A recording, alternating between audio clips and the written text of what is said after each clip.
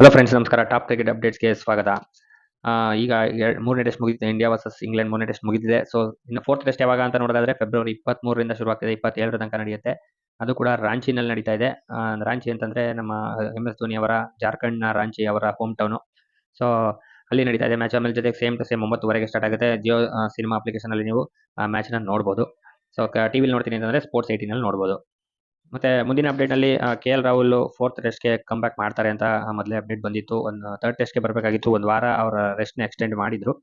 ಅಕಸ್ಮಾತ್ ಬರಲಿಲ್ಲ ಅಂತಂದ್ರೂ ಯಾರು ಅವ್ರ ಬದಲು ಆಡ್ಬೋದು ಅಂತಂದ್ರೆ ಅವ್ರ ಬದಲು ಆಲ್ರೆಡಿ ದೇವದತ್ ಪಡಿಕಲ್ನ ಸ್ಕ್ವಾಡ್ಗೆ ರಿಪ್ಲೇಸ್ ಮಾಡಿ ತಗೊಂಡ್ಬಂದಿದ್ದಾರೆ.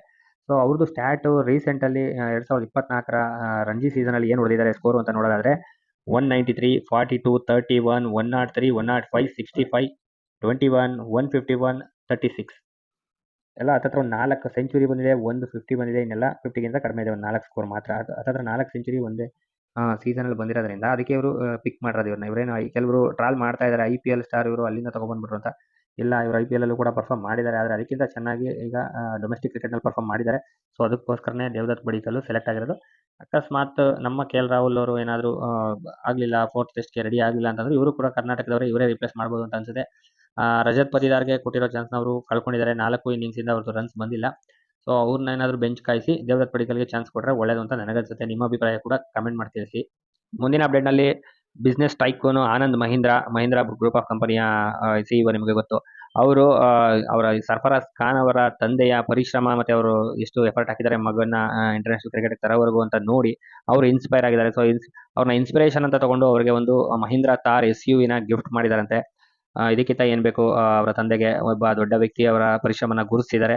ಸೊ ತುಂಬಾ ಲೇಟ್ ಆಗಿ ಆದರೂ ಕೂಡ ಲೇಟೆಸ್ಟ್ ಆಗಿ ಸರ್ಫರಾಜ್ ಖಾನ್ ಕೂಡ ಎಂಟ್ರಿ ಆಗಿದ್ದಾರೆ ಟೀಮ್ ಇಂಡಿಯಾಗೆ. ಮತ್ತೆ 2 ಇನ್ನಿಂಗ್ಸ್ ಅಲ್ಲಿ ಹಾಫ್ ಸೆಂಚುರಿ ಹೊಡೆದು ಅವ್ರ ತಂದೆ ಮರ್ಯಾದೆ ಕೂಡ ಉಳಿಸಿದ್ದಾರೆ. ಜೊತೆಗೆ ಅವರು ಅವರ ಜಾಗ ಕೂಡ ಸ್ವಲ್ಪ ಗಟ್ಟಿ ಮಾಡ್ಕೊಂಡಿದ್ದಾರೆ ಅಂತ ಹೇಳ್ಬೋದು ಇದರಿಂದ. ಮುಂದಿನ ಅಪ್ಡೇಟ್ ಅಲ್ಲಿ ಬ್ಯಾಕ್ ಟು ಬ್ಯಾಕ್ ಡಬಲ್ ಸೆಂಚುರಿಗಳು ಹೊಡೆದಿರೋದು ಯಾರು ಅಂತ ಇಂಡಿಯಾ ಕಡೆಯಿಂದ ಪ್ಲೇಯರ್ಸ್ ಅಂತ ನೋಡಿದಾಗ ಅಲ್ಲಿ ಮೊದಲನೇದಾಗಿ ವಿರಾಟ್ ಕೊಹ್ಲಿ ಅವರು ಬರ್ತಾರೆ. ಅವರು 224 ಮತ್ತೆ 227 ಹೊಡೆದಿದ್ರು ಒಂದೇ ಮ್ಯಾಚ್, ಅಂದ್ರೆ ಬ್ಯಾಕ್ ಟು ಬ್ಯಾಕ್ 2 ಮ್ಯಾಚ್ಗಳಲ್ಲಿ, 2 ಟೆಸ್ಟ್ ಮ್ಯಾಚ್ಗಳಲ್ಲಿ.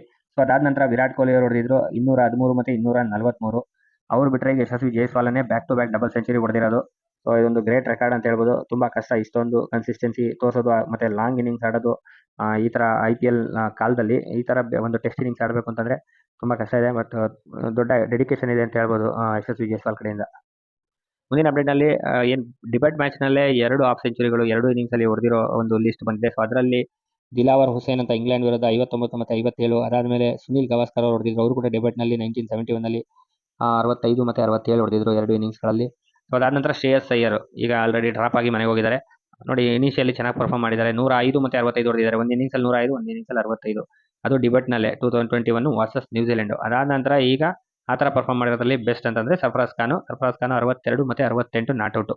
ಸೊ ಆಲ್ಮೋಸ್ಟ್ ಇದು ಎರಡೂ ಕೂಡ ಸೆಂಚುರಿ ಕನ್ವರ್ಟ್ ಆಗುವಂಥ ಸಿಚುಯೇಷನ್ಗಳಿತ್ತು. ಒಂದು ರನ್ಔಟಿಂದ ಮಿಸ್ ಆಯಿತು, ಇನ್ನೊಂದು ಡಿಕ್ಲೇರ್ ಮಾಡೋದ್ರಿಂದ ಮಿಸ್ ಆಯಿತು. ಸೊ ಆಲ್ಮೋಸ್ಟ್ ಸರ್ಫರಾಜ್ ಖಾನ್ 2 ಇನ್ನಿಂಗ್ಸಲ್ಲಿ ಕೂಡ ಸೆಂಚುರಿ ಹೊಡೆದ್ಬಿಡ್ತಿದ್ರು ಅಂತ ಹೇಳ್ಬೋದು.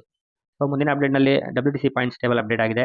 ಸೊ ಇಂಡಿಯಾ ಇಂಗ್ಲೆಂಡ್ ಮೇಲೆ ಗೆದ್ದ ಮೇಲೆ ಸೊ ಅವರು ಸೆಕೆಂಡ್ ಪೊಸಿಷನ್ಗೆ ಬಂದಿದ್ದಾರೆ. ಇಂಡಿಯಾ 7 ಮ್ಯಾಚ್ಗಳಾಡಿದ್ದಾರೆ, ಒಟ್ಟು 4 ವಿನ್ ತೊಗೊಂಡಿದ್ದಾರೆ. ಸೊ 2 ಲಾಸು, 1 ಡ್ರಾ ಆಗಿದೆ ವೆಸ್ಟ್ ಇಂಡೀಸ್ ಮೇಲೆ. ಸೊ 50 ಪಾಯಿಂಟ್ಸ್ ಬಂದಿದೆ ಟೀಮ್ ಇಂಡಿಯಾಗೆ, ಒಳ್ಳೆ ಪಾಯಿಂಟ್ಸ್ ಇದೆ. ಮತ್ತು 59.52 ವಿನಿಂಗ್ ಪರ್ಸೆಂಟೇಜ್ ಆಗಿದೆ. ಪೆನಲ್ಟಿ ಒಂದು -2 ಇದೆ, ಯಾವುದೋ ಒಂದು ಸ್ಲೋ ಓವರ್ ರೇಟಿಂದ ಪೆನಲ್ಟಿ ಬಿದ್ದಿರೋದು.